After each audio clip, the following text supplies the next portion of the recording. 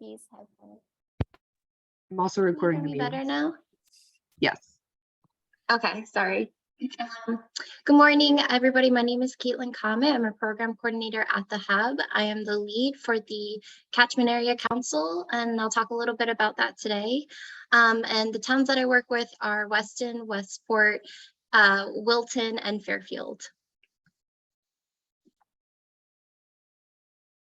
And hi, everybody. My name is Victoria O'Neill. I'm also program coordinator at the Hub. I lead our suicide initiatives, but I also work with our LPCs. So the towns I work with are Bridgeport, Stratford, Easton. I always mess up on this. I'm so sorry. There are two others, Trumbull and, oh my God, this is so bad. I'm so sorry. Monroe. Monroe. I'm so sorry about that. Yes, Monroe. Sorry about that. It's too early for me, apparently. Sorry about that, guys. Yes. Victoria, do you want to call on someone? We'll just kind of bop around. Yeah, I'll just go right. So right next to me is actually Sarah. So Sarah, if you want to go and introduce yourself. Hello, good morning. I'm Sarah Lieberger. I had to look real quick. I was like, is there another Sarah or is it just me? Happy Friday, Sarah Lieberger. I'm in the town of Easton and I work with Allison Witherby, who is here as well. We have just recently launched Easton's Here to Help. I know some of you from other community work and it's great to see you here.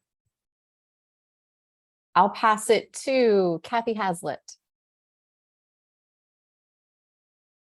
Good morning, that's actually Hazlitt, but that's all right.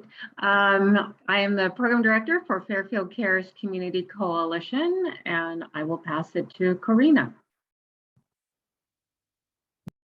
Hi, everyone. I'm Karina Restrepo. I work for Kids in Crisis, and I'm also the prevention coordinator for Greenwich Together. Nice to meet all of you and some familiar faces.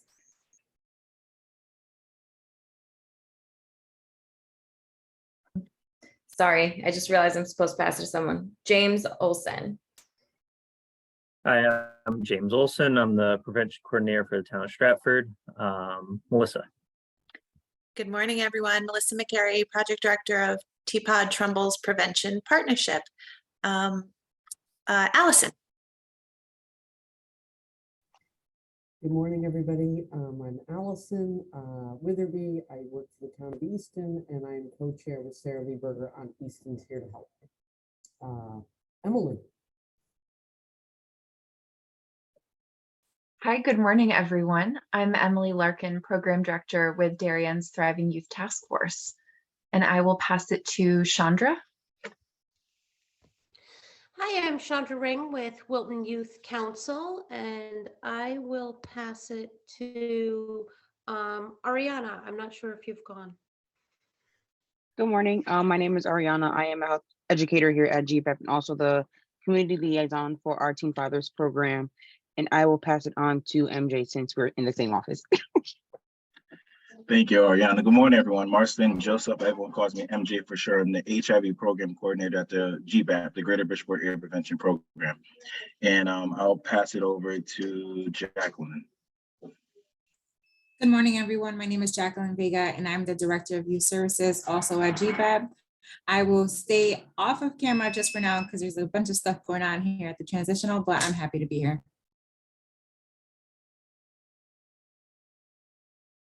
Oh, and I'm sorry, I'm passing it to, I can go. Oh, okay. Thanks, Lori. I know it's hard to find who hasn't gone. I'm Lori Graziano. I work for Stanford YSB. I work under Terry Drew, who is not here today. And I run the Mayor's Youth Leadership Council, both at AITE and West Hill. And I don't know who hasn't gone, maybe Margaret.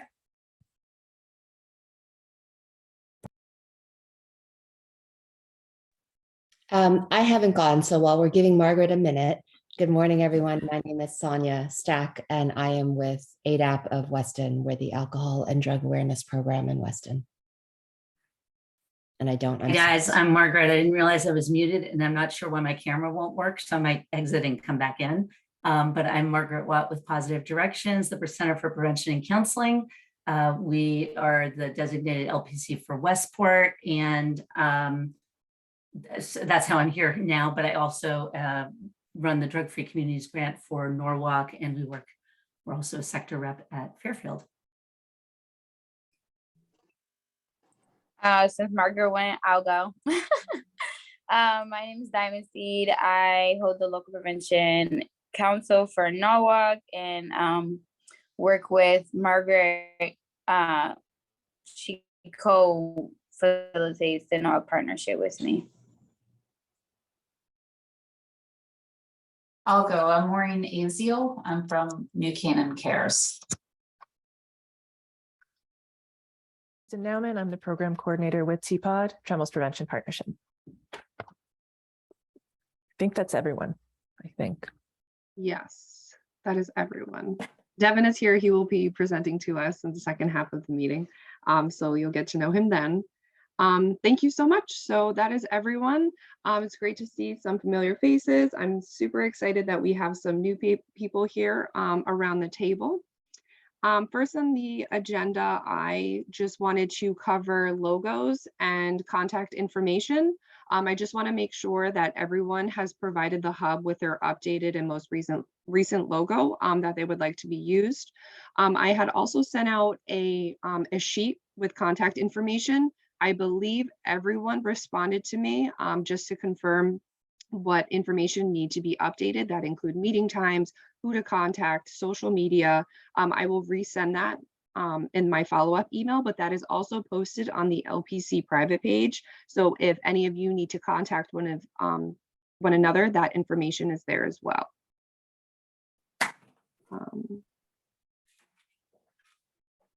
Share my screen with the agenda. Okay. So we'll just start with some updates. Allie from Turning Point was going to be here. I'm not sure if she's going to hop on, so I'm going to turn it over to Caitlin to give us an update on the CACs.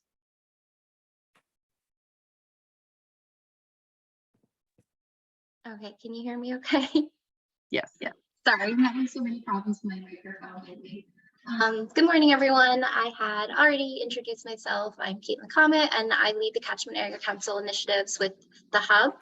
If you're not familiar with the CACs, it's been through quite a lot of changes and history, but it is an open community group. This is a group that is open for anyone, individuals with lived experience, providers, medical professionals, consumers, family members, friends, advocates, first responders, and we do have members from many different sectors that are part of the membership.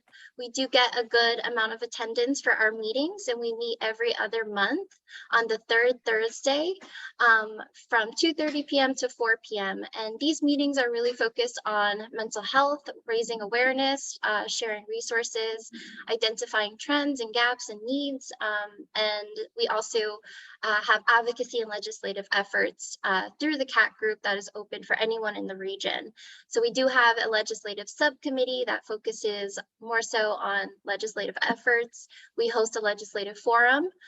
So you might have seen some of our work last year where we sent out a survey to the whole region. So it's not just CACs that get this information, but we sent out a survey that helped us to identify legislative priorities that were also informed by the Hub's priority report.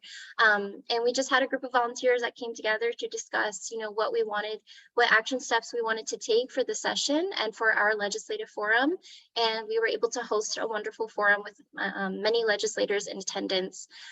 So we do a lot of work, and we have presentations and speakers that come to our meetings. We have discussions to identify, needs and resources and such. And hopefully this year, it's looking pretty good, but we will be able to have more client-focused groups that are going to be in person. So these are all just examples of what we do through the CACs. And again, it's open to everyone. We had our first meeting last month in September. The next meeting will be in November. If you're interested in joining, please feel free to email me. You probably already received the emails from us. But if you're interested in joining the meeting or any of our legislative efforts, please email me And I know that we are going to have a strong focus on marijuana this year. So that's something that is relevant to all of you. The LPC work, the prevention work, and the CAC work really go together, they coexist together. So it is really helpful if you were to come and represent your town in our CAC meetings. And then separately, if I could just give a quick update on the Health Improvement Alliance. Is that okay, Daniela, if now's a good time? Absolutely. Okay, so many of you are probably familiar with the CHIPS, or the Community Health Improvement Plans. The one for Greater Bridgeport area is the Health Improvement Alliance, and I am now co-chairing the Behavioral Health Task Force for that CHIP. So we are the HIA, behavioral health, and it's similar to CAC work, except it's just a bit smaller, a bit more local for the Greater Bridgeport area. And we've just released our community health needs assessment plan. That is really great information for those of you in the Greater Bridgeport area, but also for our whole region. So I can send that to Daniela to share out. I believe we're going to share that out anyway. To all of you. And we do have our work plan that's set up for the next few years. So again, it focuses on prevention, treatment, and recovery. So if you're interested in joining that group, we are looking to recruit more members, or if you just want to learn a little bit more about what that's about, there's a lot of great opportunity for partnerships. So I think that's everything. I spoke a lot, but I'll put my email in the chat if anyone would like to further discuss. Thank you, Daniela. Thanks, Caitlin. I also put in the chat a link to our website for events on where you can register for the next CAC meeting. Before we switch it over to Victoria, does anyone have any questions at the moment for Caitlin? Great, thanks, Caitlin. Now I'm going to pass it over to Victoria to give us an update on the Regional Suicide Advisory Board. Thank you. So part of my role here at the Hub in leading our suicide initiatives, I also work with our Regional Suicide Advisory Board. So very similar to the CACs and the LPCs, we're all doing really great work. Last month, September, was Suicide Prevention Awareness Month, so we had a lot going on in terms of that. We did have our Regional Suicide Advisory Board meeting last month. We will also be meeting again in December. Last month, we also had our first statewide in-person event. It was in partnership with all of the 5 regions in the state for our suicide prevention event, which was really successful. We have upcoming lunch and learn surrounding suicide. We're still also offering our question, persuade, refer suicide gatekeeping trainings. Those are twice a month, but myself, as well as Caitlin and Daniela, are always willing to offer those trainings specific to the LPCs, coalition members, really anybody or agency who might be interested. Another kind of newer update is that 988 has been rolled out. So you can call or text 988. The old 10-digit number is still in effect, as well as 211. So it's really the no wrong door sentiment. So obviously, whether you reach out to 988, to 211, or the old 10-digit suicide lifeline, you are going to get connected to resources and help. So we're really just pushing that out, but maintaining the sentiment that there's no really wrong answer in terms of reaching out. 2 more things. We are working with the Lethal Means Committee as part of the Connecticut Suicide Advisory Board on train signage and basically safe messaging at train stations throughout our region. And then the last thing I want to mention is next weekend on the 22nd, next Saturday, is the AFSP Regional Walk, which will be in Westport. The Hub has a regional team. It's completely free to sign up and walk, although it is a fundraiser, but we're always welcoming anybody to join. It's a really great event, just really full of hope and inspiration. So I will put the link to sign up for our team in the chat. But I will be there. I will be there with my dog and there with other people from the Hub. So I encourage you all to come out. It's a really great event. So thank you. Thank you, Victoria. Does anyone have any questions for Victoria? All right, I'm going to pass it off to Margaret. All right. Hi again, you guys. the reason my camera wasn't working was not like a Zoom issue, but it turned out that there was an actual shutter closed on my camera. So I figured it out. So Allie couldn't be here today, and I'm sorry about that because she's such a dynamic speaker and a young woman. I wanted you guys to hear from some of our young adult staff to talk about the Turning Point CT project. But we're actually in a period of transition right now. 2 people just left, 2 new ones coming in, and so it's a little bit, there's a lot of onboarding going on. What I want to talk to you about, though, is turningpointct.org and what it can provide for like your schools or parent or teen groups, and also how hopefully you can help raise awareness of this resource. Since there are a lot of folks here who are newer, you guys may not know about it. So Daniela, am I able to share my screen? I believe so. Okay, good. Okay. So I'm going to open the website of turningpointct.org. Hopefully you're all seeing this on your screen. Yes. That's Allie, who would have been here today. If you're not familiar with this website and set of social media, it's, as you can see, the title is turningpointct.org. The tagline is guiding the search for mental wellness. This is online resources by and for teenagers and young adults in Connecticut. I've been the project director. I'm the only older person. Everybody else is a teenager or in their 20s. I'm the only old one who's been the project director since essentially the beginning, but it's been around, 8 or 9 years at this point, funded by Demas. And the goal here is to create a space for people who may be struggling with their mental health, addiction, bullying, whatever it is, where young people can go and find a place where they realize they're not alone. Other people have maybe had similar experiences or stories. So there's a whole section, as you can see, where people can share their stories. There's a question and answer guide, which I'll just kind of look at just briefly. What I want you to realize is everything in here was developed by young people in the state. They came up with the concept of it. They wrote all the content. It's updated all the time. So I'm just scrolling down. Part of the idea of the Q&A guide is, what if someone is at the beginning of their journey, like they're just, 14 and they feel like crap and they don't know who to talk to or where to go. We've heard from kids who have found the website and and read every single story, or they've gone through all these different sections to learn, in words from their peers, what they can do, where they can go. And so there's so much information already here. And in addition, young people can share their own experiences or stories. So there are multiple places on the website where people can just click over here, share your story, and upload their own. They can go through, find people maybe their age, find people who are identifying with their own story. For example, so here's Kaylee, who is she just left last week. She's our outgoing project coordinator. And if kids want to upload their own story, they are given 5 prompts. They don't have to answer all of them. If they skip some, the prompts don't appear on the screen, but it basically tries to take them through a narrative arc of what have you struggled with? When did it become too much? She wrote a lot. Some people write like 2 sentences. What kind of support did you get? And did it work? What's your life like now? What have you been able to accomplish? What are you working towards? So we're trying to go from like sort of dark stuff to lighter stuff, or, a message of hope. And then people get to share their advice to others. So in addition to that, you can see that there are multiple sections. I want to highlight the media room for a minute.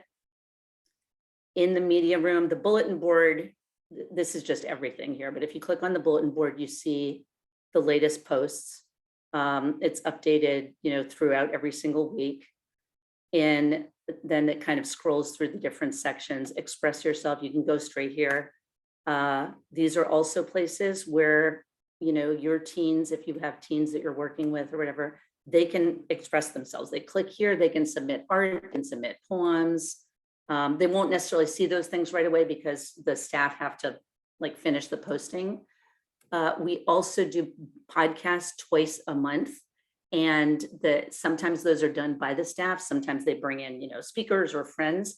So for those of you who have like active youth coalitions or groups in schools, it's a great opportunity. If kids want to make a podcast and share it out to the rest of the state, here's a platform. Or if, you know, if an individual kid is like, that my thing is, whatever, I want to do something for Pride Month, like there's definitely going to be another podcast every Pride Month on that topic. So they could join with others or they can do their own. People can also upload videos. We have an active TikTok, YouTube, Facebook, Instagram. There's a Discord that's not necessarily as active. There are multiple social media. So there's so many ways for people to engage. And the last part I'm going to show about the website is that there's also a map. My computer's a little slow today. It's not coming up.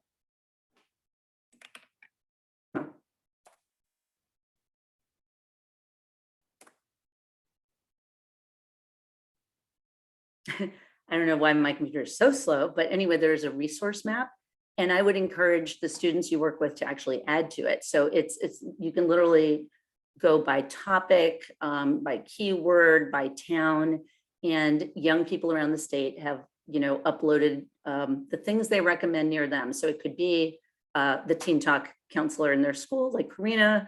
It could be a sober softball league. It could be an open mic night. You know, you can look for social recreational things. You can look for the best taco truck. You can look for whatever it is that kids have uploaded. Here it is. That was really, really slow. So as you can see, there's about 1,000 resources in the state listed here, and you can, you know, drill way down and then click on individual things. And you can go by category. You can go by focus, by organization type, and for any individual item. Oh, look, here's 16 Handles ice cream in Fairfield. For any individual thing, you can click on it and get more information. And this is also hard for us to maintain, right? Because these things change. So again, something that the students that you work with can help with. So I'm grateful for this opportunity to show you guys this resource. And then I also have the follow-up is like how you can help and how we can help you. So how we can help you is the young adults who work on the project also do a lot of speaking at schools, on college campuses. They'll run like a sensory cafe for a group of teens. They were at Fresh Check Day at Norwalk Community College yesterday. So when you're looking for someone with lived experience who's maybe a little older than your teens, who wants to share their story of mental health or addiction recovery, you know, I know we all are looking for people like that sometimes. So we have some for you, right? Just want you to know that. And also if you have someone and they want to connect through Turning Point, please. So you can just email us. I'll put my name in the chat. And you can also just email turningpointct@positivedirections.org. So that's one option that'll help your LPC work. One of our Turning Point CT staff is Allie Kernan, who was going to be here today. She is certified in 5 different types of peer support.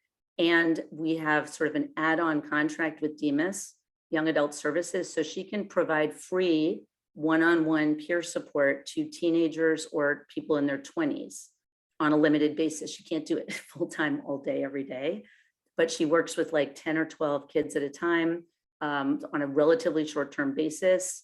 You know, she's a recovery support specialist. She's a recovery coach. She's now running our Alternatives to Suicide support group.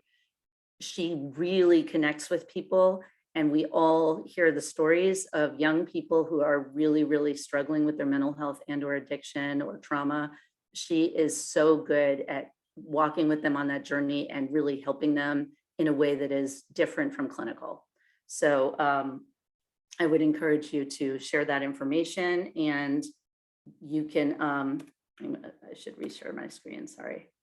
I'll show you where you can, if you go to the Positive Directions webpage and you go to support, which I'm sure, hopefully you're seeing this now. On the support page, you can go learn about Turning Point CT here. You know, obviously you can just go to the website, and if you go to one-on-one peer support, you get to this page. There's a short video by Allie so kids can see if that's someone they want to connect with, and you can download the flyer here to share. So those are ways that I think all of this is a resource to the young people we all work with. And piece where I want to ask your assistance is we constantly find when we're talking to young people that they're like, they'll find the website or they'll find some of these resources or a podcast and go, well, this would have helped me so much 4 years ago. Where's it been? And that's where I think we need everybody's help, because beyond, we do like online advertising of all these resources and so forth, but also every year for like 8 years, we have sent flyers and posters to every middle school, high school, and college in the state. And students constantly are like, I never saw any of that. So this year we actually said, we're going to stop the incredibly expensive mailing, because in my mind, I'm like, there are administrators sitting like with a closet full of these posters that they just never post. So this year we spent a lot of time getting emails for like several people for every middle, high school, and college in the state. And we sent them digital copies of everything. And I'm going to show you what we sent them, because they're intended for different purposes. And what I would ask you is, if you're talking to folks in your schools, can you say like, hey, have you posted those? Can we help you post them? Students really have reported, students who are struggling have reported that they find this stuff helpful, but they only know about it if they know about it, right? Also, I have about 200 hard copies, nice color, glossy copies of each of these that I can give out in the region if people don't have a printing budget at all. So some of the posters are this one, which is just mental health resources for teens and young adults statewide. So it starts with the Turning Point map, let them know about NAMI Connecticut, which has free online young adult support groups, how they can find out about smart recovery groups in Connecticut and CCAR, and then it lists the RBHAOs and the statewide young adult warm line, which hopefully you guys all know and are telling kids about, that 9 hours a day they can call and talk to a young adult recovery support specialist here in Connecticut. Our general Turning Point CT flyer. This is the Spanish version and the English version of the crisis hotlines information that we know everybody wants everybody to know about. We started it, even though it's got 988 right there, we started it with the crisis text line, since that's what kids are most familiar with anyway. In case people don't know, you can text 988 though. And this highlights, mobile crisis, kids in crisis helpline, again, the Join RISE-B warm line, and the Turning Point CT podcast, and also just an 8 dimensions of wellness flyer that connects to some materials on the website. So I said and shared a lot. I will email you guys all those flyers, and the link I'll actually email, or through Daniela, right? I'll send you the 6 flyers and Allie's peer support flyer. But again, all your schools have or are receiving these digitally. If you can help them make sure the information gets out, if you want one of the young adults to come speak at an LPC meeting, if you want them for a freshman forum, etc., let us know. And can I just ask for any feedback from anyone? Are people like, I knew it, I've used Turning Point CT, I have positive feedback, I have constructive criticism, anything? I can chime in. So I think it's pretty clear this is an amazing resource that as LPCs, there's so much we can mine here. And just as a quick shout out and thank you to Margaret and Kaylee and some of the other team. This past spring, we had a marijuana education awareness campaign in Darien.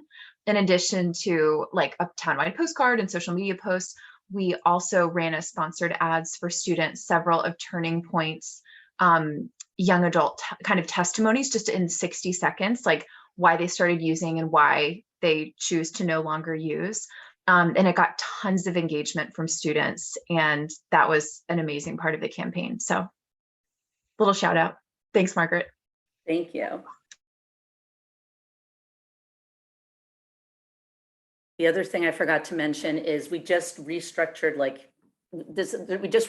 something. So when you visit the website now, you should get a pop-up that says, do you want to subscribe for the weekly email? And if you do that, it's a way to just see what's the newest content this week. And so it'll be like, here's a post on whatever. I mean, they produce vast amounts of content. If there may be a slight lull in content right now, because we literally just had 2 people leave one is onboarding, other one hasn't started yet, but there's a lot of content every week. So good. All right. Well, thank you guys. Thanks so much for the time.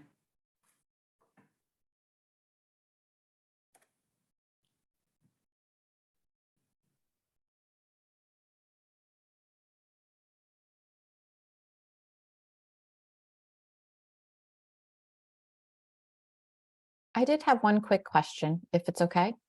Margaret, I was curious, or does Allie or anyone else from the team ever visit any of the area schools and do drop-in hours or anything like that? It could be even pre-scheduled hours. So if people need someone to talk to, because the thing that we hear all the time is our students need to talk to people, they need therapists, the wait times are crazy, they can't ever get in. You know, I'm sure we all hear the same thing, right? So I'm just curious if they ever drop in like that. So Allie, it would be Allie who is sort of, the other staff are more allocated to, like, you know, occasional speaker events and then creating content, website, social media. Allie has not been like just dropping in to be available at random schools because she literally is available statewide. So when you look at her flyer, it says, you know, she sort of had, for a while, she had kind of office hours where it was like any Tuesday or Thursday morning. But what she really found is kids will text her and go, can you meet at this time? And she will be incredibly accommodating, and it'll be online. If it's nearby, she'll meet people. She has one student, she walks in a park with them every Wednesday morning in Bridgeport.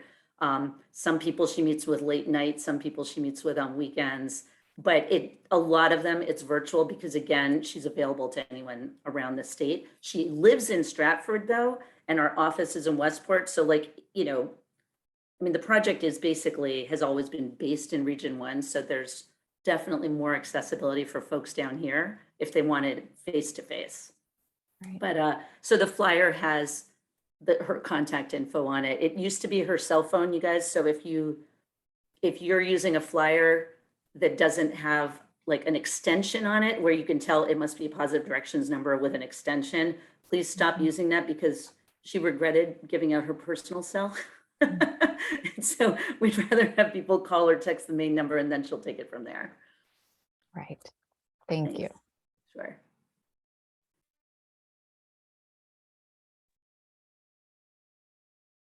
Thank you, Margaret. Sorry, everyone, I got kicked off.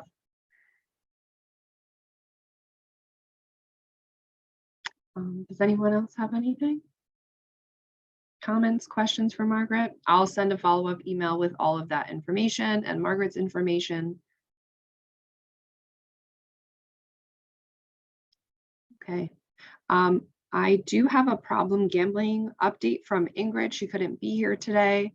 She provided me with some information, so I'm just going to quickly go over that. For those of you that don't know, I will also share Ingrid Gillespie's information. She oversees the Region 1 problem gambling awareness. So some updates that she has is that members of the Regional Gambling Awareness Team attended a 4-session CADCA boot camp where they learned how to use the Strategic Prevention Framework, SPIF framework, as it applies to gambling awareness. The team includes members representing prevention, treatment, and recovery. There was prevention representation from Kathy, who is here today, and Kirsten, Giovanna, and Ingrid. The team is presently collecting existing data to develop a community assessment on November 1st. They're having a Zoom meeting at 2:30. They're going to review the assessment, determine priority focus, develop and logic model and plan. If you are interested in participating in that meeting or have any data, please email Ingrid. Next, Power Up Parents is a new initiative offered through CCPG. Power Up Parents and Power Up Teens are 2-hour modules on gaming. The program is presently being piloted in Connecticut in our region. Kathy, Giovanna, and Ingrid are involved with this program. We are recruiting teens and parents not related to the pilot for the 2-hour modules and discuss. Ingrid did mention, I know Kathy, you were not prepared. If you wanted to speak upon that or anything, you don't have to. Again, I can follow up in an email with more details. The Connecticut Problem Gambling Conference is on October 20th in Glastonbury. So far, there is a number of people from the region who are attending, so that's great. The Region 1 team will be planning a regional presentation for Problem Gambling Awareness Month, which is in March. If you would like to help plan this or have any ideas, you can contact Ingrid. They meet quarterly, and the meetings are virtual. It's open to all. The next one will be, they're on Tuesdays. The second Tuesdays from 2:30 to 4 p.m. The next one will be January 10th. I know I also just said a lot. Again, I will provide this information in the email. You could reach out to Ingrid if you're interested in attending any of those things. Danielle, if I may, just a quick comment. I think my biggest takeaway from going through the trainings and all around problem gambling and gaming, for that matter, is that Connecticut actually has worse statistics than the national data is indicating around problem gambling. So we do know, I think it's been pretty well publicized that the number of calls to the Connecticut Council on Problem Gambling in over a 1-month period was more than what they received for the entire year before that, once legalized sports gambling came to be. So it's a topic that just anecdotally we've been asking youth about. And so we're now including it in our student survey that's going to be administered in February 2023. So it may be something that as coalitions in your communities, you may want to just begin to explore. There is a survey that's being put out. There's a QR code. We have our Chamber of Commerce has its Harvest Festival this Saturday, tomorrow, that will be asking people to connect to the QR code to fill out the survey. It's a very short survey, 20 questions at most, if all things apply. So it'll just take a few minutes. And it's just a great way to start collecting some baseline information on the whole issue around gambling in the state. So I encourage you to connect with Ingrid about that. And I think it's worthwhile. So, thank you. Thank you, Kathy.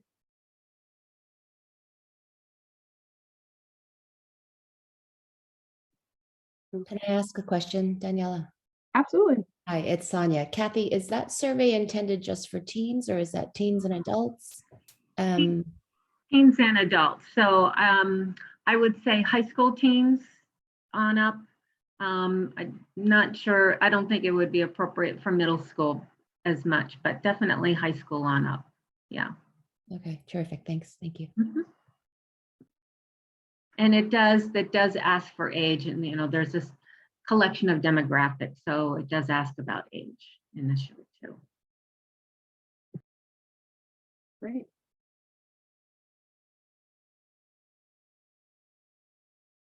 So next on the agenda, I had SOAR, the State Opioid Response Grant. So far, to my knowledge, I was talking to Giovanna about it, and there has not been any updates with that. I would just like to highlight that the Hub is still doing twice a month community trainings. If any of you are doing trainings, please let us know. We would be happy to share your flyers and get that out. And then next on the agenda, I have vaping. So I wanted to just take a moment, since this is our first meeting together, if anyone has any questions, comments, or concerns, from the LPC application, your goals are to focus on vaping. Does anyone have anything they want to discuss, anything that they're, concerned about, worried about, want to just get some feedback for this fiscal year?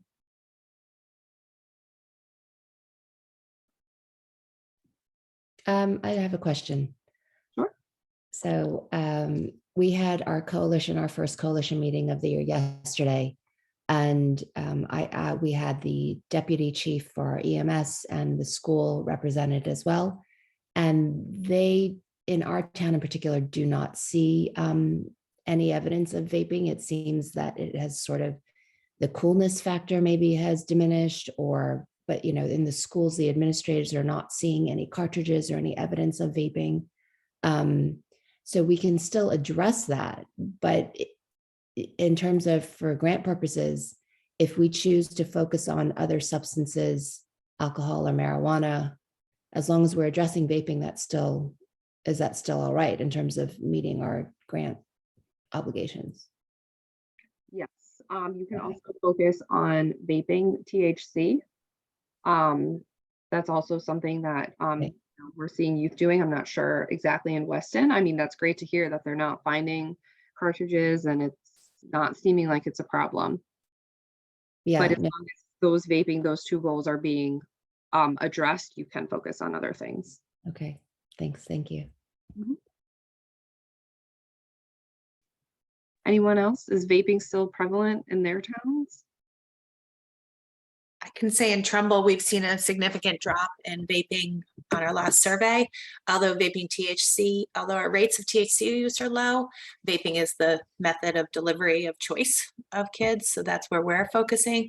One thing Margaret and I were talking about last week is looking for opportunities to work regionally on some of these educational opportunities without coordinating. She and I both have, Trumbull and Westport both have Laura Stack speaking the same week. And that feels like a missed opportunity to kind of coordinate and collaborate.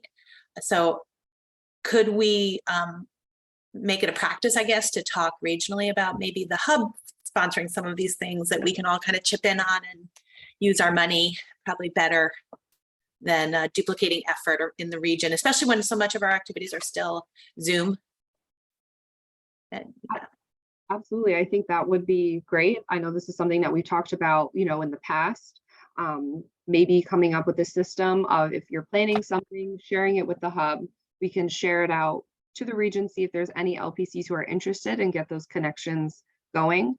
You can feel free to email, other LPCs yourself, but if you want something more organized, I would be happy, the hub would be happy to do that. Great, thank you.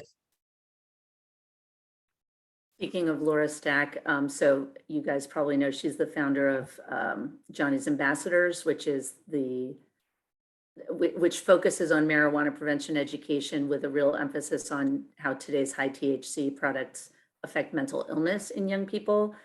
So Positive Directions did get an organizational license to be a Johnny's Ambassador presenter because it allows anyone working with our coalitions to deliver the program. So this summer, we trained a bunch of kids from Westport, from the Teen Awareness Group, and from our Norwalk Strong Club, teen clubs. So they're going to be able to deliver the program to their peers in the high schools in health classes. But we also are going to train adults who are interested, because the idea of that kind of ambassador model is like, if we train a bunch of adults and then they each go, and even if they do like 1 or 2 presentations each to their like PTO or their church or whoever, you reach a lot more people that way than like having staff or a couple of like dedicated presenters on your coalition have to train do 10 presentations. So I just want to make people aware of kind of that option that's out there. And I mean, anyone can get trained, anyone can get the organizational license. Right now, Westport, Fairfield, Norwalk, and Weston, we're all kind of like working together. So I feel confident that I can use the Positive Directions license to train people from those towns who are involved with our coalitions. That program sounds great. I would love to get the information to push out through Wilton Youth Council to our community as well.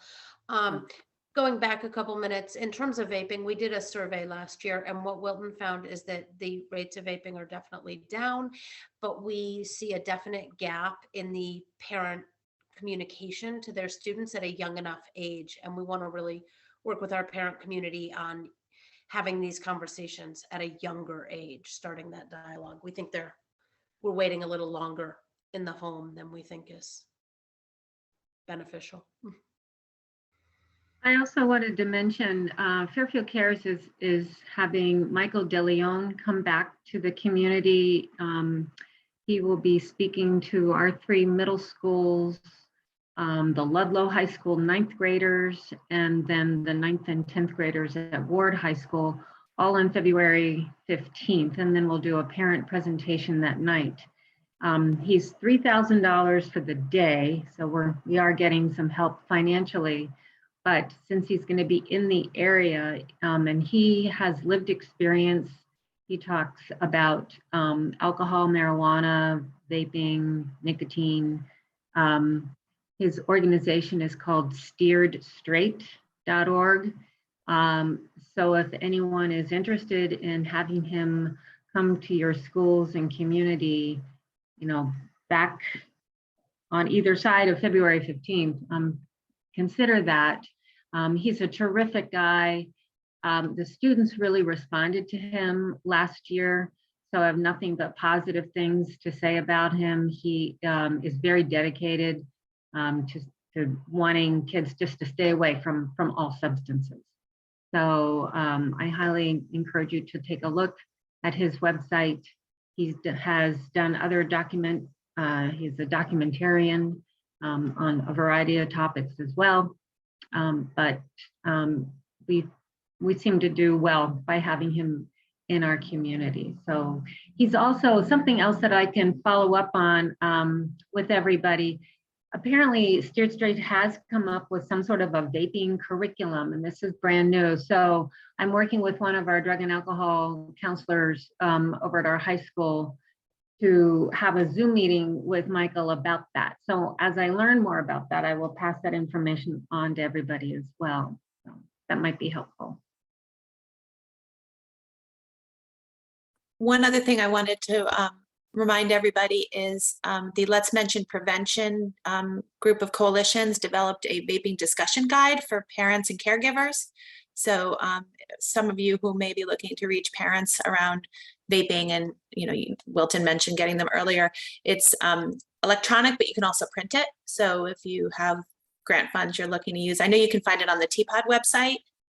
And we actually print copies as well, and we put them with counselors and with, we're getting them into pediatricians' offices and things. So that's also a resource available that's already existing. In New Canaan, we are going to have a talk at the end of November. We had our coalition meeting this week, and the SRO at the high school is going to do a show and tell. So we're going to talk about obviously vaping, but we're going to talk about edibles and some other things as well. And I'm hoping also to maybe bring in a researcher. So it would be the SRO to speak on a practical level, and also have a researcher to talk about the brain and what happens with it. And it's an education for parents and children, that it would be in the evening. So that's what we're targeting.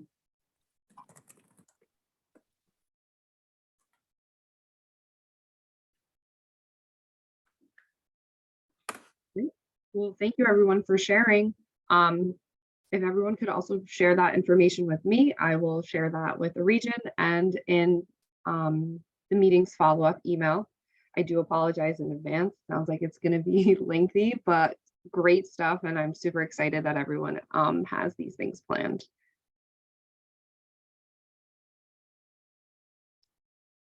I also wanted to mention two more things kind of associated with vaping. I wanted to bring up to see if anyone was familiar with Zyn nicotine pouches, ZYN. We've been hearing things in the region. I'm going to bring up a picture quickly. You can see here, they come in different flavors. They're small pouches here. We've been hearing that youth are favoring these. Because they're easy, small to hide. They're putting them in their mouths during school, things like that. The hub, we're doing some research here, and we're connecting with the other RVHAOs about Zyn and Zinning. We'll be sharing information with that soon, and we'll connect with you guys too if you would like to collaborate. The hub, we're looking at having PAVE, Parents Against Vaping, come and do another presentation for the region. I met with them and they have a ton of new information, which is great and exciting. I also noticed that they included Zyn. So I think that'll be great to get some more information on that.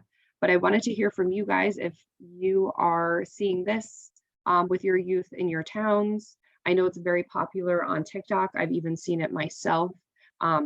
Girls are favoriting this as well. Don't they claim to be tobacco-free? I mean, obviously it's nicotine, but doesn't the product claim to be tobacco-free or something like that as well? Sending sort of a mixed message. I don't know. I see a lot of litter on the roads. So they're apparently being in use in Fairfield. I don't know if they're being branded as tobacco-free. They do say tobacco-free, and then it says it contains nicotine. I just looked at the website. Gotta love those chemicals. Yep.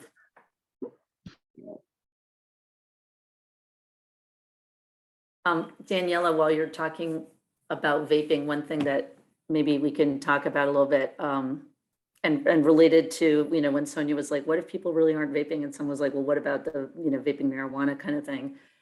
I know that, I guess it was it Trumbull and maybe Darien, you guys, I know New Canaan, people, and a couple people in Norwalk went and visited smoke shops, like vape shops, and asked about receiving, you know, asked at the counter, like, hey, do you have those Delta 8 gummies to help me sleep? Because Delta 8 is legal, right? And then in places they were given not only Delta 8, but it was like, but also we have Delta 9, which is THC, which is not currently legally for sale anywhere. And these are at vape shops. And this is before any cannabis retailers have really opened. And also the vape shops aren't going to be cannabis retailers. So I feel like that's worth talking about. Like, what are we seeing across the region? Yeah, we've had Delta 8, 10, 11, like showing up at our farmers market. And that sparked us to do some research, and no one should be selling any Deltas according to state law right now. So anybody selling any Deltas without a cannabis license is breaking the law according to DCP and according to our cannabis law, which passed in 2021. So that's one thing, because I think some of these sellers are like, oh, I'm a CBD seller, so I can sell this Delta. They can't. So that's one thing to educate kind of your community about, because there's And a that's lot. including the 8. Delta 8 should not be sold. L8, 9, 10, 11, any of the Deltas, they're Right. all covered by our cannabis law. And you have to have a cannabis retail license or a medical cannabis license. So that was kind of news to us and sparked by, you know, someone selling it at our Trumbull Farmer Market, but just for people's information.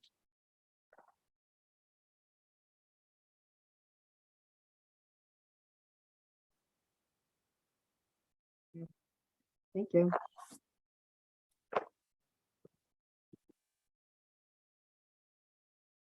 Is anyone else seeing anything similar in their towns? Well, just a shout out to our local police department and parents, quite frankly, because it was parents that notified our police about a vape shop, well, the Rose Tobacco Shop, actually. So not just vapes, but other, you know, nicotine products, that is now closed because of all the complaints. The kids were telling their parents, hey, you know, the store owner will say, as long as there's not an adult in the room, I'll sell you anything you want. And we even have THC oil here. So that has been closed down. So yay. So the power of parents is alive and well. And we really appreciate the fact that our police took swift action on this. So yeah, so that's a win. One down, several to go.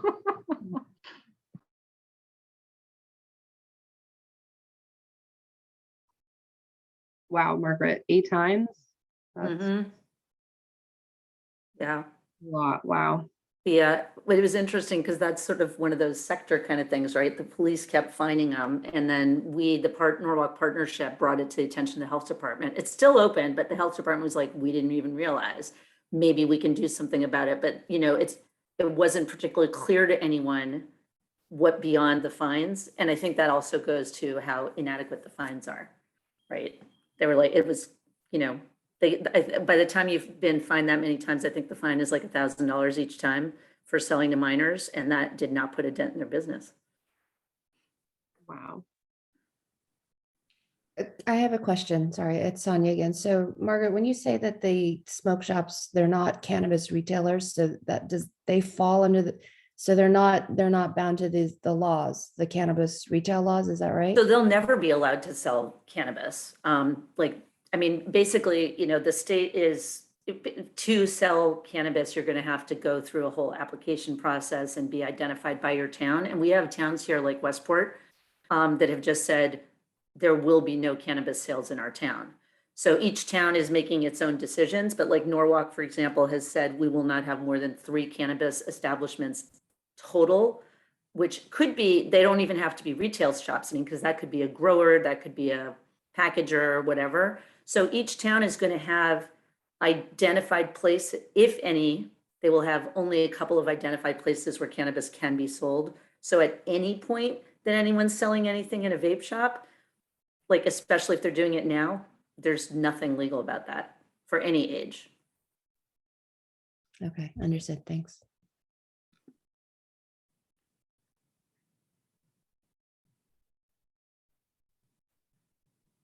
Does anyone else have any other questions or comments?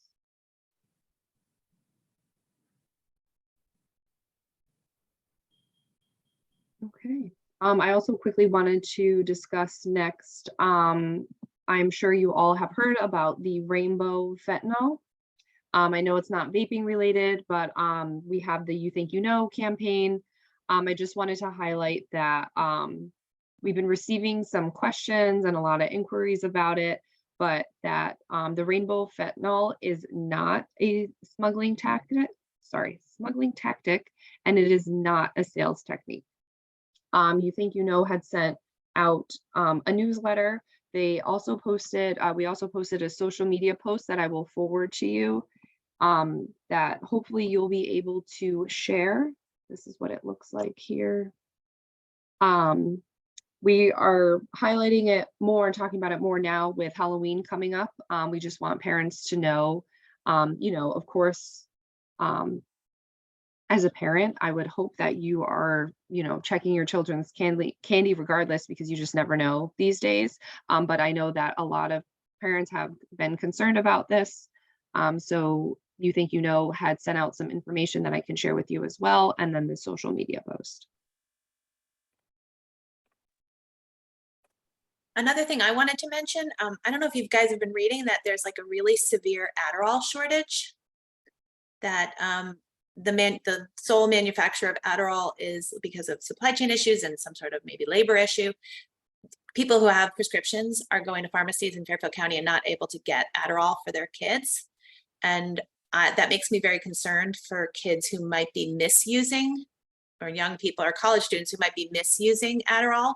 And if they don't get it through their normal sources, they might be more inclined to access it through other sources where it might be counterfeit. So I just think we need to do some education around that. There was a big, if anyone gets the skim they were talking about, they may not have supply back to normal till March. So this could be a pretty lengthy problem. So I think we need to be educating, maybe ramp up our education around stimulant misuse for academics or for other purposes. So just heads up. Thank you, Melissa. I did not know about that. Also, I just want to mention, and I'll send this to Daniela, who can send it out to everybody. Some of you may have seen, it was on the EFC CADCA sort of group chats, listserv, whatever, group email. A public health department in Arizona, I believe, did a really nice an alert around Halloween and what parents should be looking for. So I thought that was really well done. I sent that out to our coalition, and I'll have Danielle, if you could send that out to everybody, that would be great. Because it is about, you know, the candy and what to be looking for, not accepting anything that's not wrapped, you know, even really closely examine things that are wrapped, make sure there aren't any pinholes or anything like that. So it was really well done. Absolutely, Kathy. I think that would be great.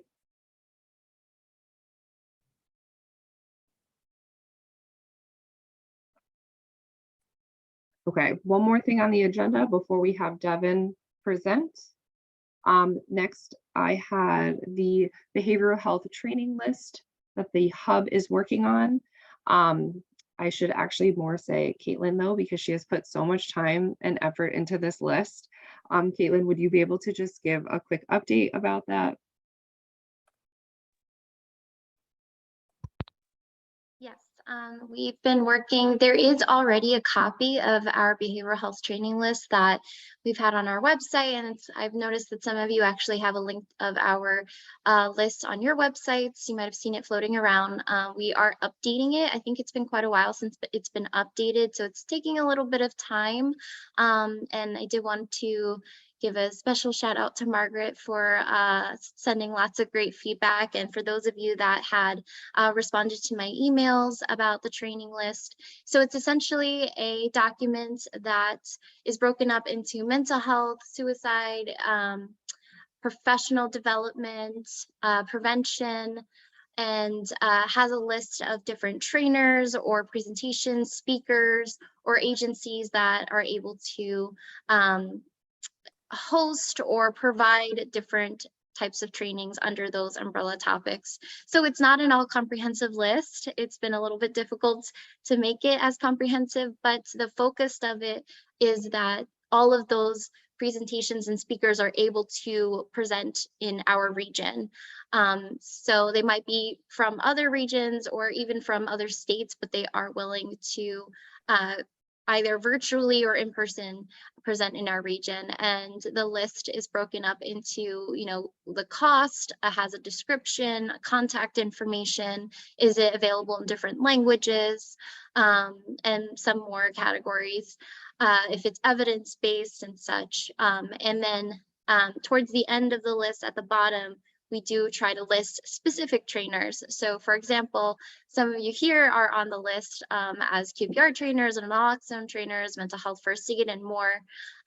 So again, we're trying to make it as comprehensive as we can. It's going to be a working document. So it is nearly completed. What we plan to do is create a new training tab on our website and have that list as a working document on that tab. If you're going to share the behavioral health training list, we ask that you just share the link to our website, to that tab, because that would be easiest when we are constantly updating the training list. It is best to share the link to our website so that anyone accessing it can get the most up-to-date information rather than saving the document itself and just having that document, because then it would at some point become outdated. I hope that makes sense. So yes, that should be available. Giovanna and I are working on it. We hope to get it done within the next week or so. We're really just waiting to finalize that new tab on our website, which will be a training tab. And I can talk a little bit about that, but it'll have a list of different presentations and trainings that the hub can offer. And we will have a sort of request form on that tab as well, the website tab, which for anybody that's interested in requesting a presentation or a training from us, instead of the back and forth emails that we've currently been doing, which can get, as we all know, can get really wild, there will be a nice request form on that tab. So again, hopefully within the next few weeks, you will hear from us about the that being finalized and sharing out the behavioral health training list. And once it does go out, if you have any edits or anything that you would like for us to add or change, you can reach out to me or the info email. And again, we'll be able to make that a working live document. Thanks. Yeah, thank you, Caitlin. I'm so excited for this. I think it's going to be extremely helpful. So I see it's 10:40 here. Just for the sake of the meeting, if anyone needs to take a bathroom break, would like to get tea, coffee before we move on to Devin, we can do that now and come back in 5 minutes, or we can continue to the presentation with Devin. What would you like to do? Continue, take a break. We can do all in favor of moving on to the presentation, a little hand. Okay, continue. Okay, so I'm going to pass it over to Devin. He is going to be presenting to you guys on Salesforce. In the past, we've used Demas's data reporting form for impact, and that is, looks like it's blurry. Here we go. These demographic forms here. Well, I'm very excited to say that these no longer exist and we will not be using these anymore. We are done. Everything is going to be moved online. I'm hoping that this is going to eliminate the back and forth. I will let Devin explain more, but this will be extremely straightforward. Everything will be online. It will be on your own time. And yes, I'm so excited. Devin, pass it over to you. Good morning, everyone. My name is Devin. I am the data analyst for RISAP, and I also handle and support the hub team's data entry process. So I've been working closely with the hub with all of your demographic forms, putting them into impact, and just providing any support that they need for correctly recording data. So yes, the point of this is also to make these Word documents obsolete. I know that these things have caused a lot of issues, and so as RISAP has been becoming more accustomed into using Salesforce, we wanted to bring the hub on board with using Salesforce as well, as it can be very convenient into storing all that data and making completing these forms much more simpler. So I'm going to go ahead and share my screen and present to you what I've got here. Let's see.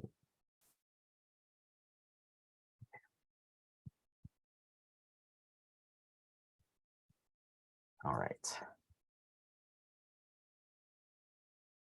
So like I said, we're all getting, introduced into Salesforce and finding that it's a very convenient tool for us to use.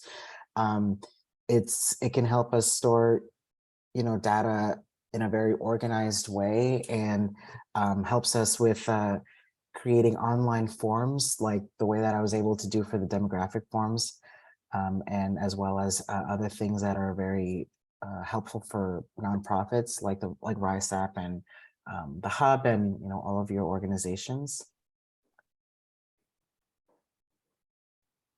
So today we're just going to go over the demographic forms and all of your organizations. We're going to talk about mobile use. So that's something that's going to be very convenient for all of you who work in the field, and making it a lot simpler for you to fill it out when you're out there, as opposed to worrying about getting access to the Word document. This is going to be a really helpful tool for you. I'm going to demonstrate it. So I'm going to walk you all step by step on how to complete it, how to access it, etc. And then we're going to talk about our support, any support I can provide for you, and as well as the hub team. And then at the end, if you have any questions, we can talk about it. All right. So before I show you all, how it looks like on Salesforce, I'm just going to show you the details that I've created here to make it all simple. So everyone has their own special link. So it's going to be titled demographic form / and then your town. So for example, demographic form / Bridgeport. Everyone has their own, so no one has to worry about all the forms getting jumbled into each other. It's going to be very organized that way. And excuse me, they all look the same, but it's just going to make it easier for everyone to have their own link. You know where to go, etc. So at the end of this, everyone's going to have access to this presentation. So you're going to have it for yourself, but each program coordinator of the hub will also send out the link for you in case you need it. But it's always going to be accessible for you no matter you know, whether you have this presentation or you can ask them, they'll happily give it to you. Okay. Okay, so with that, you don't have to worry about downloading the app on your phones. You only download the app if you have a login. And luckily for all of you, you don't need a login. All you need is the link. When you click on the link, it opens for you. So if it's sent to you on your Gmail, for example, you can click on that and it'll open to whatever default browser that you have, and you're able to fill it out that way. So you do not have to worry about downloading any apps. It's going to be, it'll open up into the internet. Okay, so over here, each of these, they all have your link. So for example, if we click on Darien, let me see. It opens up right here. So when we conclude this presentation and everyone has access to this training presentation, your links are going to be here. So you simply left click, you open up, and it's going to open up right here for you. So it's going to be easily accessible. And I went ahead and made this as simple as possible for you so that you don't have to worry about finding it. So we'll do ALC. Okay. All right.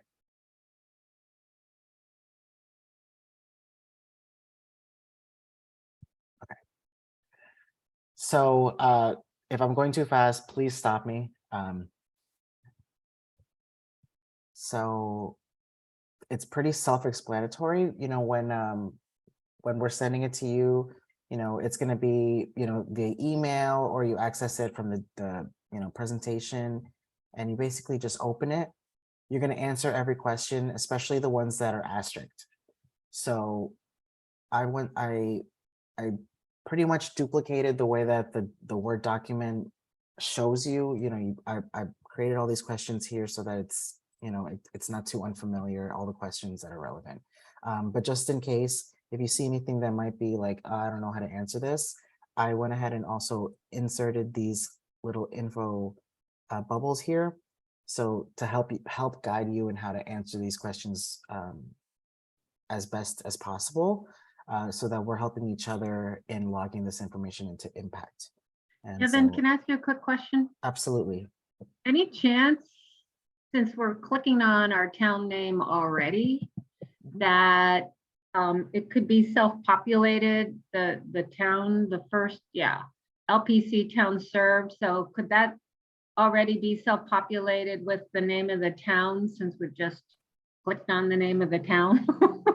Yeah, so the reason why that I put it here is really just for I guess organizational purposes. But if it's, if you feel like, this is kind of like an irrelevant question, that's no problem in removing that, if that's what you're saying. Yeah, I mean, I guess, I don't know sort of the back end of it. If it's already organized under the town, that's just one less block we have to fill out. I mean, nobody likes doing these things. So Yeah, I understand. the Yeah, that least is amount of definitely, time is best. absolutely. So, Yeah, that's no problem. So I can go ahead and remove that for you. Oh, yay. Thank you. Yeah, of course. Okay. So so like I said, these little info bubbles that pop up here, you just click on this and it'll better help guide you in how to answer these. And then you just click on it again for it to disappear. Some of these are not required, which is okay. Sometimes, it's really, when the hub goes and reviews these, they could go ahead and kind of answer these for you in case you're still not sure how to answer these. But otherwise, the ones that are required are the ones that are really important for you to answer. Some special things to this is that, for example, with the service type code, that only allows you to click on one. And the reason why we do that is so that each demographic form should really explain, the event that you're talking about should should be reflected onto that service type code, and then you only talk about how that code is relevant to the event. If this event needs more than one code, that's okay. It would just mean that you will have to fill out another one. And I only say that because on impact, when there are more than one code listed, I have to do that anyway. So I go through that whole process of creating a new activity, a single service on impact when there are more than one code listed on your demographic form. And it's easier for y'all to fill out a new demographic form for each service type code. It's more convenient that way, so that you're explaining, okay, it's info dissemination and it's a training service as well. And the reason why it's, information dissemination is because this, that, etc. And then you talk about the same event with it's a training service because of this, that, and I don't have to guess why they're relevant, and I can differentiate them onto impact a lot easier so that Demas can see why these codes are chosen. And when we scroll down, things like service population, you're able to click on more than one. So for certain things that, like from the Word document, you're able to select more than one population, but then the location, you click on the one that's the most convenient. Okay. So we go down here. This is something that's also very important to note, is that for the total participation, participants, just like the demographic forms, when you put, let's say we're going to put 12, right? For the sake of working together and making it consistent with impact, if these fields don't apply, I'm going to ask you to put a 0. This is just like the way that we do with impact. So on impact, I have to put a 0. And so, you click on 0. It's to make sure that there's just not nothing entered on here, that all the numbers here, they're relevant to, or I'm sorry, they make sense according to like what you've entered. So, if there's like 6 here and then 6 here, 0, 0, okay?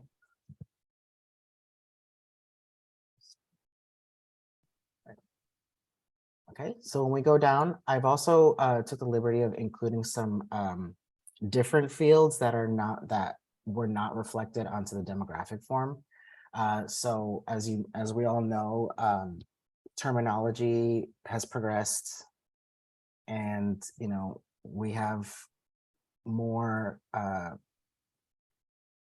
more communities in each population, and so we want to make sure that we're as inclusive as possible, and hopefully Demas can also reflect that onto impact.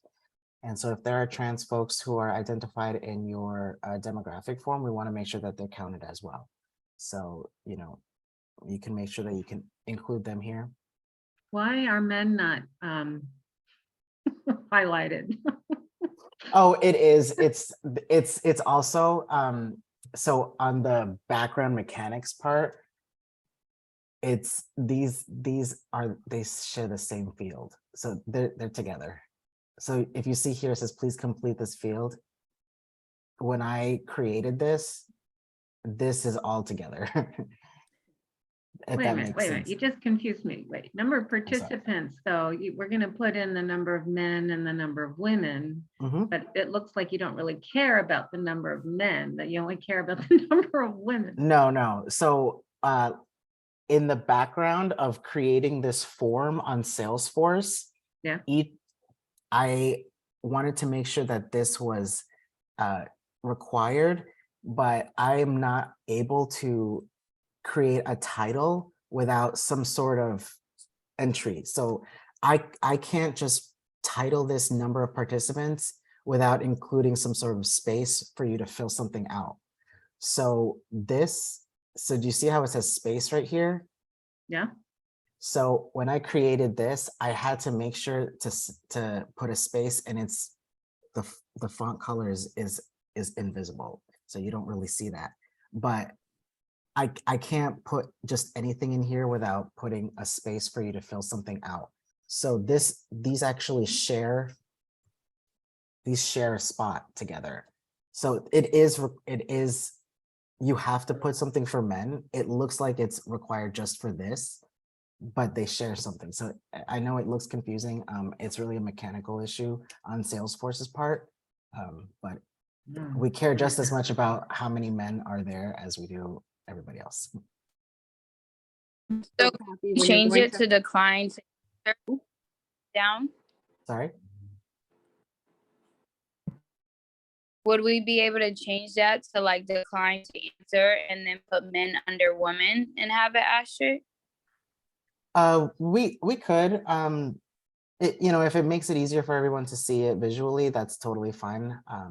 Devin, you're just saying that the asterisk doesn't show, but it's there. But no matter what you move, that first field is not going to show an asterisk. Exactly. Yes. So it doesn't matter how we order it. You're never going to see an asterisk on that first choice. But you need to do it. But you need to do it. So we just need to do it. And I don't know that it matters what order it's in. When you go to move forward, see how it's red. When you go to submit, you're not going to be able to submit it. There just is no asterisk there, but it's always going to make you go back to put something in for men. It's just like a visual technical thing, but no matter what, you will not be able to submit it not filling out something for men. So if I'm understanding this correctly, it will be the same way for the first field under every new title. I mean, it's going to be consistent throughout the form, and we just have to fill out that first field. So the order is irrelevant. Correct. So like if you see here where it says white, we do care how many white people are there. But it's visually, that's just what it's going to be. I can't come here, not put anything. It's still required. Okay. Devin, you might have said this and I missed it, but what I'm hoping is in each category, is there like a cross check so that if we had 20 people by race, then it's also like, oh wait, but how come by age you don't have 20 people? Like, is it going to do that check and go, your numbers don't add up? I tried to do that. I tried to get the consultant team who does all that mechanical stuff to do that. It's still not something that Salesforce is able to do. I'm hoping maybe in the future, because that would be very convenient for everybody. But no, unfortunately. Okay. Yeah. Apologies. Okay. And so if we go down towards the end where we see race, so we're including Latino, Latina into the race category, again, to make it as inclusive as possible. It kind of reduces more questions that you have to answer as well when you're doing ethnicity and race. I know that that's also been something that's kind of caused a lot of confusion. So you don't have to worry too much about that. You can just include it right down here. So sorry, now another question on that specifically, because I know we're all used to kind of the tracking by race and ethnicity separately. So and maybe your little info buttons have guidance, like, do you want, if someone is Black and Latino, do we want to check just more than one race and count them one time? Or do we want to check Black and Latino and now that person's counted twice? Or if they're Latino, do you not want us to get into like what color they are, right? Like, because I think like, because I know on forms, this is always an issue. People like, and that's why they often separate it, because it's like, are you double counting or not? I'm assuming you just want everyone to be counted once, probably, right? Yes. Okay. Yes, because the math does generate on impact. So if we counted them twice, then the numbers wouldn't be correct. So in that case, yeah, we would put more than one race for folks who identify as mixed race or anything like that. Okay. So one effect of doing it this way, and I totally think this actually is valid. I think this reflects more how people identify, honestly, like at least in Norwalk, but one effect is probably going to be, we're going to see if anyone at DEMIS were ever looking at past data and comparing it to new data, and that's a giant if, but we will see a real change in the demographic statistics, right? Because all of a sudden, if like, especially in our urban communities that have more Latinos, if we start just saying they're Latino and not going like they're Black or white and or multiracial and they're Latino, it's going to bring down the numbers of African Americans, Caucasians, whatever. So I just want to state that, so we're all like, okay, that's going to happen, and then that's how we explain it if anyone asks. Absolutely. And bring up more of the, bring up the numbers of the people that are mixed race. Yeah. Because they often get neglected. Yep. All right. So one thing I also wanted to highlight before the end of this form is that I know that oftentimes things happen and we need to go back and change whatever we put in here. So I would highly stress, unless you're for certain that the first time you fill this out, everything's correct, you'll never have to go back to this, then yes, click submit. But otherwise, I would stress that everyone clicks save, always click save. Because then what happens is when you click save, it's not gonna let me, but it's gonna give you a reference number. You do not have to worry about saving the reference number. You can write it down. I think it's very helpful if you do, but in case you're like, I don't have time for this, I'll ask someone to get it for me later. That's no problem. It's going to ask you for a reference number for you to go back in. So that's when you reach out to Daniela or Caitlin or Victoria and you say, hey, you know, I filled out a demo form on October 25th. Can you please help me get back into that one? I don't have the reference number. They will have the ability to go in, access that reference number, put it in for you, and you can go back in and make those changes. And then after making those changes, then you can submit it. And it's always going to be there. If sometimes it happens as human errors that you maybe click submit, and you're like, this is not correct, you will have to redo it. You'll have to fill out a new one. So that's the tedious part. But in that case, you won't be able to make any of those edits.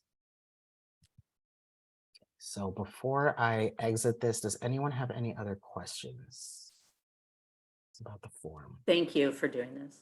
Absolutely. I do have a question, sort of, Yes. sorry, on the race and the Latino, and only counting participants once, because this came up with our students. How, so is it, I mean, we're asking for race, so we were asking them to note race and then Latino or Latina separately. Yes. I'm just wondering how we avoid that confusion with not counting someone twice. So this is so that you don't have to worry so much about completing the ethnicity portion anymore, that we're just focusing on the race, and then we're adding Latino, Latina in as a race, even though that is not something that we see on any other forms when we're completing our own demographic information.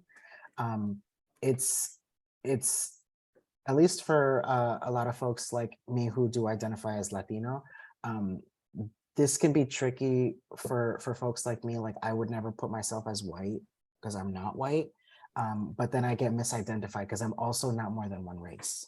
And then we end up on these categories having to put ourselves as unknown or other, and it brings those numbers down of, okay, who is here, who is Latin American, and et cetera. And so we're trying to be as inclusive as including these, so that no one has to put themselves as other or misidentify as white if they're not white, and then kind of do it that way. Okay, yeah, no, that makes that's sense. that's helpful. Yeah, super helpful. Yeah. Thank you. Thanks. You got it. Devin, the only other comment that I have too is maybe, I don't know if it's too late to put Latino, Latina before more than one race. Sure. Like, yeah. you want to have individual races listed first and then have more than one race. Absolutely, I can do that as well. That's not an Thanks. issue. You got it. And based on the questions that we've been asking, I don't know if you want to, because I don't know what your little I for information says, but maybe you may want to edit those to reflect the questions we're asking, so that everyone's like, Sure. looking at it. It's like, should list everybody one time only. Yeah, I can do that. That's not a problem. Yeah, whatever's gonna make it as easy for everyone to fill this out. We remember it now, but will we remember it in 6 months? Exactly. Yeah. I guess I'm still a little confused. So if someone is like Dominican, Black, and Latino, how would we expect to count? We'd have to adjust our own tracking so that we can give you good data. So I'm just wondering how we're supposed to account for that. That's a good example. So for those folks who will identify as Black and Latino, that's when you would put the more than one race. Okay. Yeah. Does that make sense? It does. I just wonder if we're going to lose some nuance. Yeah, I mean, Because that's when you definitely split the out the risk. Latino as a ethnicity, you at least capture, you're more likely, I think, to capture your total Latino participant population. We're here, I just think you're gonna see a big jump probably in the more than one race category, Definitely. which doesn't Yes. really tell us, might not tell us. We might lose a little nuance, but I guess this could be adjusted going forward, right? Like, so if we see this after the beta testing of our first year and we Yeah. lost something, then can we reevaluate? Or is the state requiring us to capture it this way, or is this a hub decision? This is more of the state, because this is how it always looks. You know what I mean? So they're a little behind the curve, or, Oh, or yeah. looking at it, or just a little. Oh, yeah. Or looking at it differently as those of us on the ground might be looking at. Yeah, exactly. And that's always the risk that you mentioned. I know that that's always the risk. And we're also saying the jump in numbers for more than one race will increase. And I also think that that could reflect pretty accurately with people who actually do identify with more than one race. So that's a good point that you made. Thank you. Yeah. Thank you for this. This is Yeah, great. of course. Yeah. And Devin, I'm just not remembering now because I don't have it in front of me, but like when we're estimating, like, does the census do it like this? You're talking about the state census? Well, like the demographics that we use, like when I'm estimating, I'll be like, okay, well, if we've got 6%, you know, Asian in Trumbull, then I'll just make, there were 100 people, I'll say 6% were Asian. Are my numbers now going to, am I going to be able to do it? I just can't remember. Maybe I should just go look. I can go look. Like, is this the way that the census data is reported? So when I'm estimating numbers, I'm doing this correctly. I don't think it is yet. Okay. Which is kind of so challenging. how will I know how to estimate these numbers if I don't have, because most of what we do, I'd say 99.5%, if not more of what we do, I'm estimating.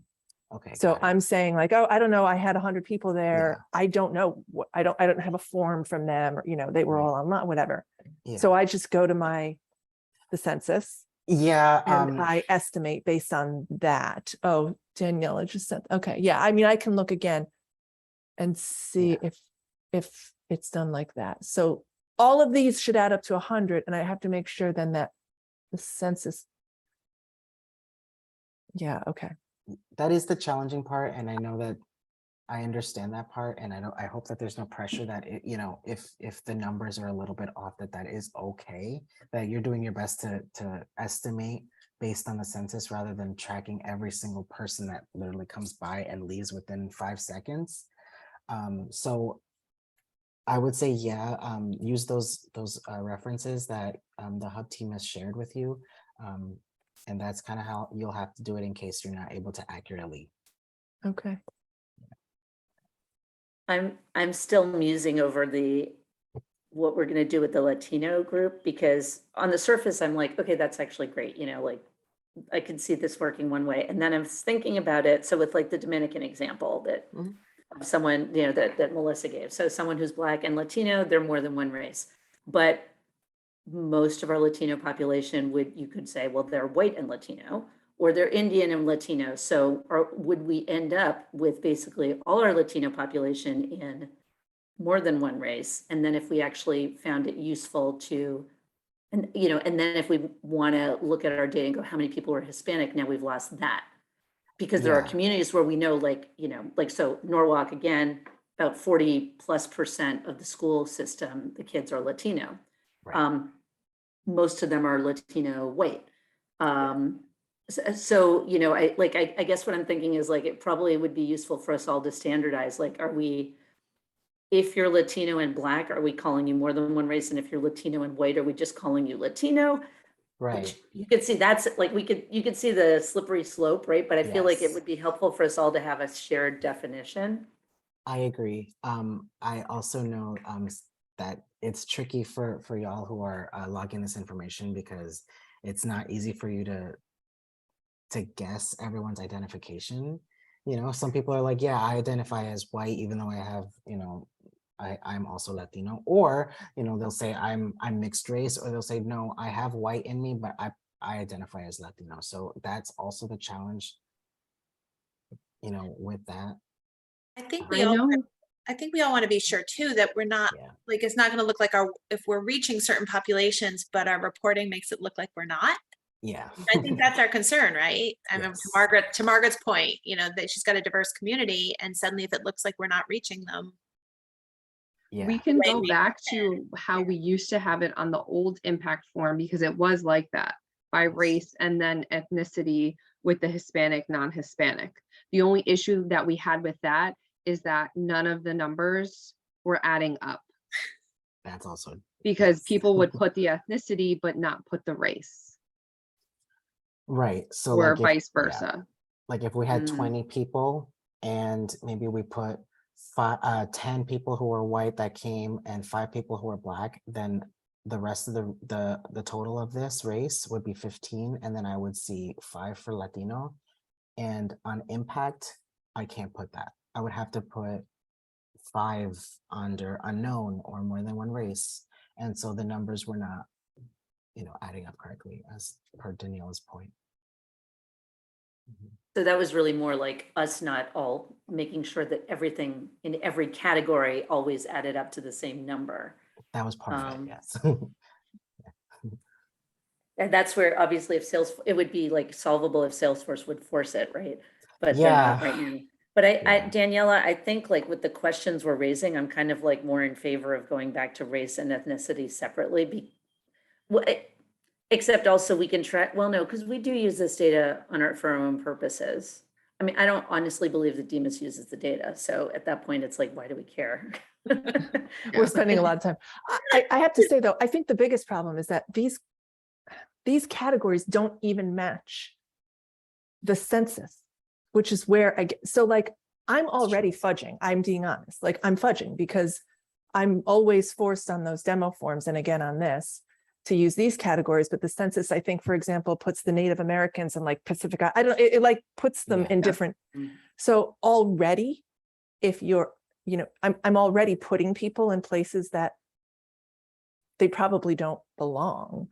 I think the long and short of it is we're all spending a lot of time putting in information that's, one, probably not being used by the state, and 2, we're all doing it differently and we're making categories fit where they don't fit. And so we're probably overthinking because we're all like, we all want to be right and want to make sure that we're being true to, making sure that people are, but there are implications, like Melissa was saying, for people, especially with diverse communities, who this does make a difference.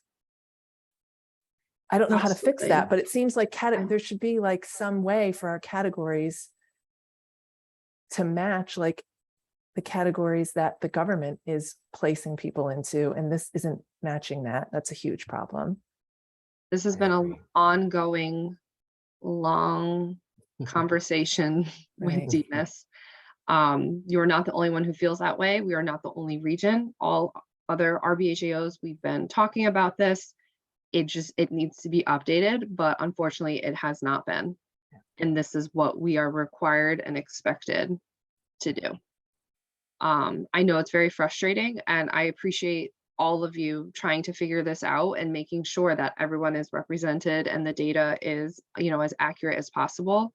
I think just hearing what everyone says, and Devin, I don't know how you feel as well. I think going back to how it was with the race and ethnicity, it will be removed, that there will be that you cannot have race unknown, which I think will also be helpful, because a lot of people are like, I don't feel comfortable guessing and estimating, but we have to. So if going back to that and making it required to fill out who's Hispanic, non-Hispanic for ethnicity, and then, so on. Yeah, that's absolutely no problem. We can try it that way. It was a valiant effort, but it does, and Daniela, I think you're right. And I was just checking in the latest documents from the census, it looks like they are still keeping race and ethnicity separate because of everyone trying to deal with all the stuff we just identified. I can jump in as well. I think historically, if you have been anything but one race, you're going to deal with this issue your whole life. And that's just how our systems are. As someone who's mixed race, I was other for the first half of my life, you know. But I don't think we're overthinking it. I think we're thinking correctly and we're thinking the way it should be. And hopefully DEMIS will catch up with that and the census will catch up and the state will catch up. But that's not going to happen anytime soon.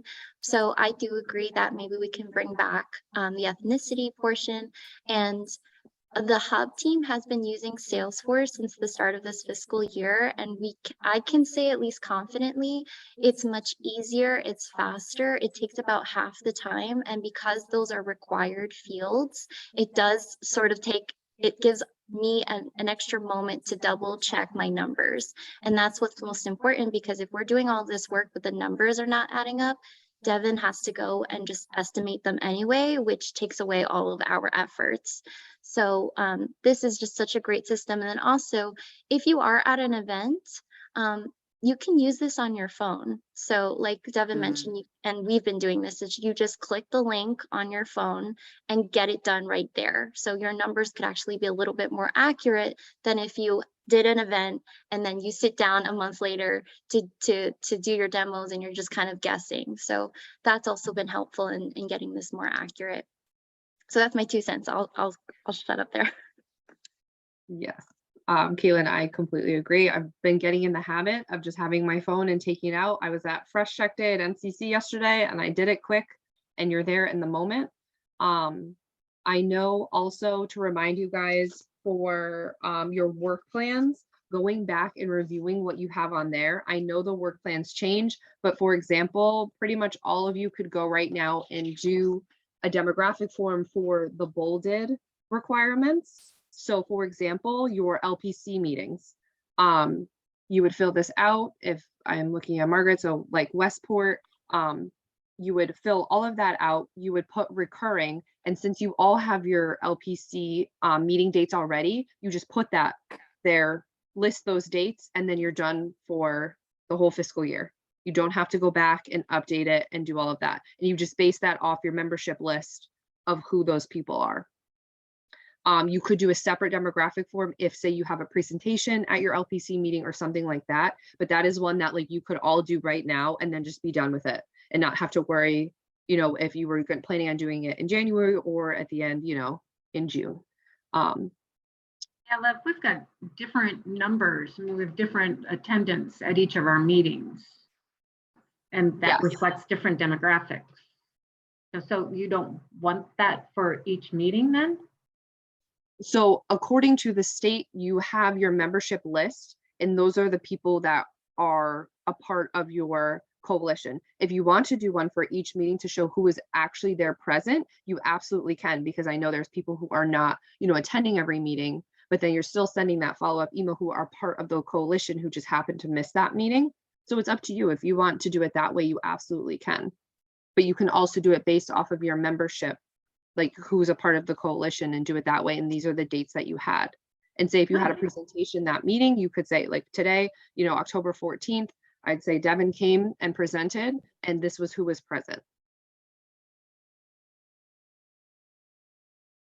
We're trying to make this like as easy as possible for you guys, because I know how stressful it is.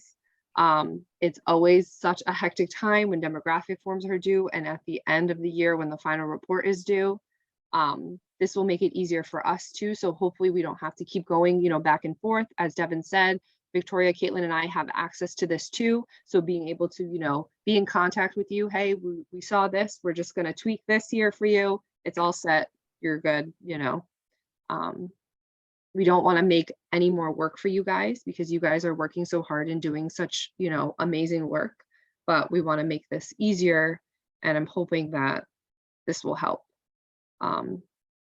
As Devin and, you know, Caitlin and Victoria mentioned, we do use this at the hub, and I've noticed already that it helps tremendously. I have a question on the forms, Daniela. Sonia again. So this came up for me at the end of the funding year last year. My understanding historically is that we were required to fill out the demo forms for an initiative that was funded by the grant. And we have other activities that came up where I was not prepared to submit a demo form, and then sort of, at the last minute was requested to do that, which is, that's fine. And I understand the ask. And I'm so grateful. Caitlin's been amazing, but I just want a little clarity on, we receive a small amount of dollars. And if we do something that is not funded by the grant, am I still required to submit a demo form? I didn't realize that we were supposed to submit forms for each meeting, each coalition meeting or each LPC meeting. Yes, so that is something that I know, we were trying to stress for last year, that everything that you do, these are the activities, and then the bold ones are required no matter what. So you are going to fill out a demographic form for the bold ones. Okay. One of them happens to be like for the meetings. Yep. So when you look at your work plan for this year, when you go back, you will have that already listed.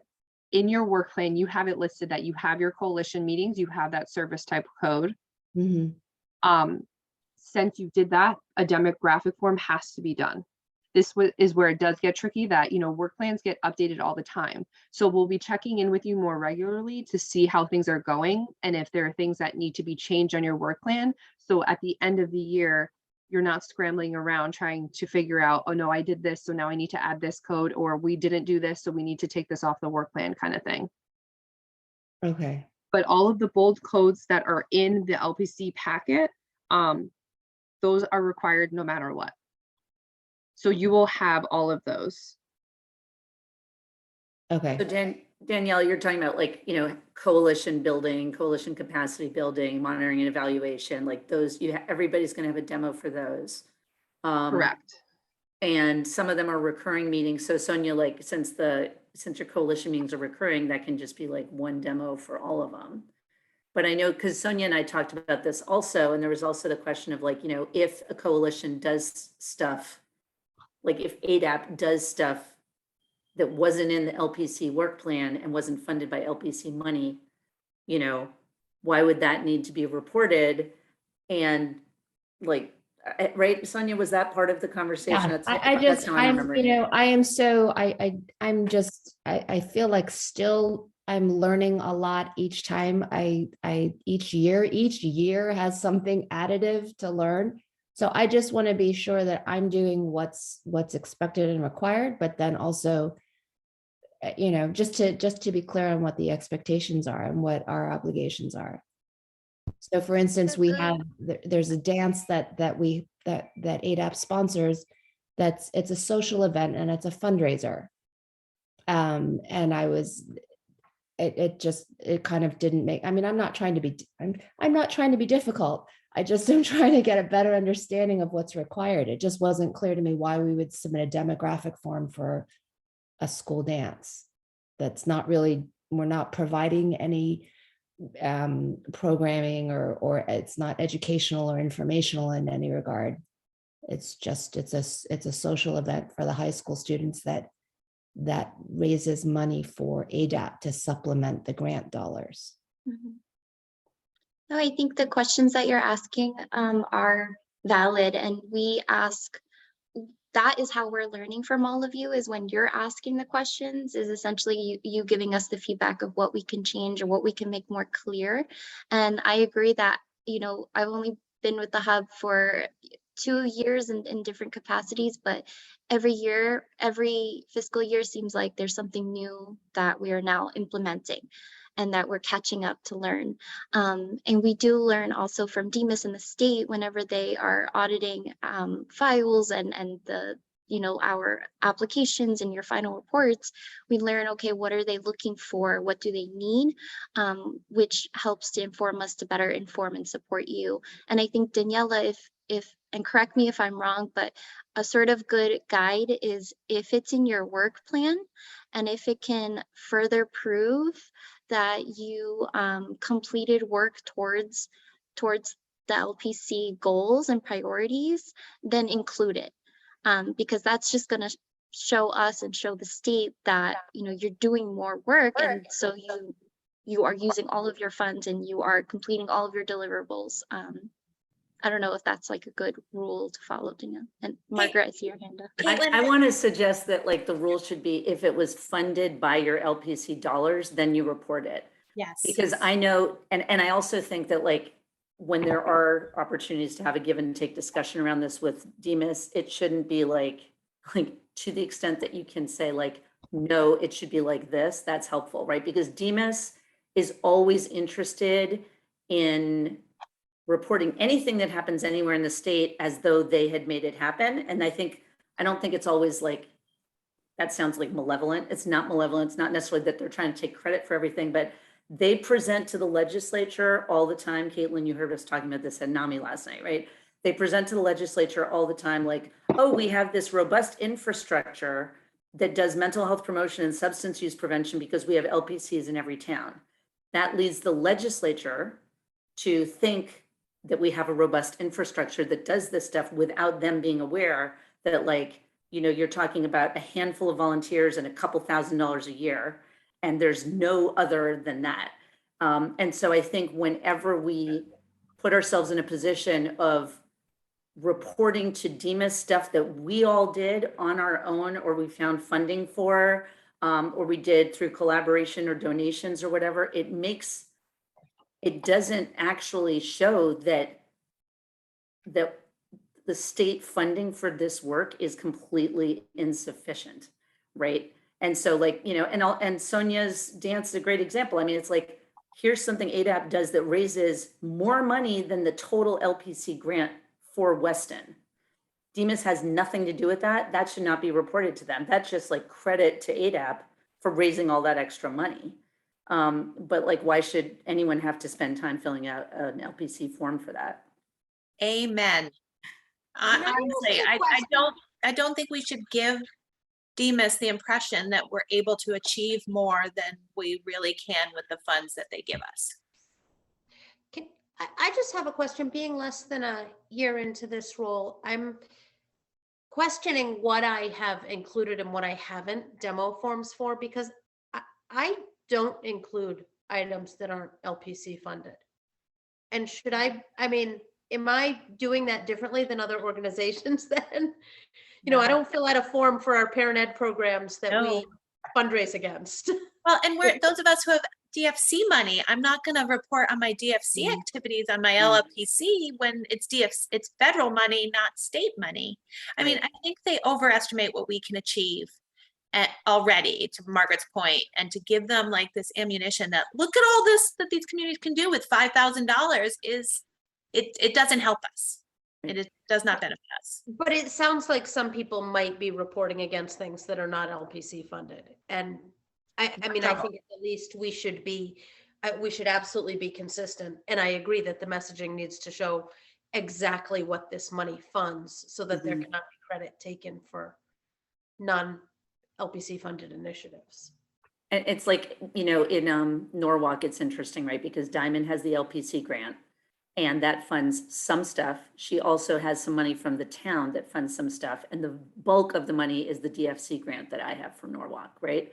So, you know, I mean, really, we should only, I think Diamond, when she's doing the LPC grant, should only be reporting like, you know, LPC money funded, like we bought vaping posters and we did a backpack drive and like we did these things, but like all the larger initiatives aren't funded through LPC. They're funded through the other sources of funding, some of which, you know, account for some of the staff time. Absolutely. I agree with what you're saying. I hear what you're saying, and I couldn't agree more. It's so frustrating that they still give you, you know, funds based off of census, which has not been updated in 10 years now. I think that's absolutely ridiculous. I do agree. Sometimes we come back to you guys with the demographic forms because of things that you have listed in your work plan. If everyone sticks to exactly what they did with the funds in their work plan, then that would be absolutely okay. As long as you have the 6 bolded strategies, technically you don't have to do anything else, but you all are amazing and do that extra work. But, you know, if you want to update your work plan, so these are the specific things that we're doing, then absolutely. But I agree, you know, a lot of you do have funding from other things, and sometimes it's hard because you split the funding with LPC funds and things like that. But you can also put that in your budget narrative as well, to show that only this small portion of that was used for that.